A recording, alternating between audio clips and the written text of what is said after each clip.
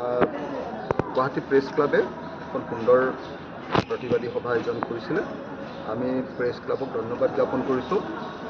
Actually BJP চৰকাৰৰ দিনত খুব ছিষ্টেমেটিক ধৰণে আমাৰ সংবাদ মাধ্যমৰ ওপৰত আক্ৰমণ নমাই অনা হৈছে আৰু সেই আক্ৰমণৰ পৰা সংবাদ মাধ্যমক কেনেকৈ বচাব পৰা যাব, কেনেকৈ সংবাদ মাধ্যমক সদায় স্বতন্ত্ৰ আৰু নিজাকে কথা ক'ব পৰাৰ মানে পজিশ্যনত ৰাখিব পৰা যাব, সেই সম্পৰ্কে যি আলোচনা হৈছে সেই আটাইবিলাক আলোচনা শুনি খুব ভাল লাগিলে।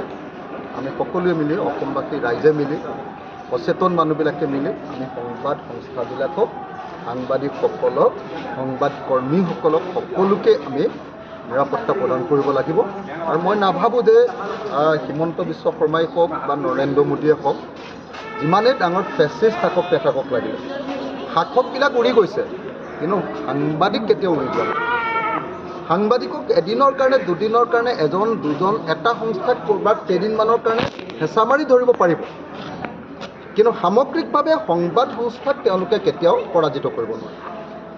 সেইকাৰণে মই ভাবোঁ যে হিমন্ত বিশ্ব শৰ্মাই যি ভাবুকি প্ৰদান কৰিছে, প্ৰতিদিন গোষ্ঠী, DY 365 আৰু বেলেগ বেলেগ সংস্থাবিলাকৰ ওপৰত যি ধৰণৰ ভাবুকি প্ৰদান কৰিছে, সেই ভাবুকিলৈ আমি কোনেও বেছি ভয় কৰাৰ কোনো প্ৰয়োজন নাই।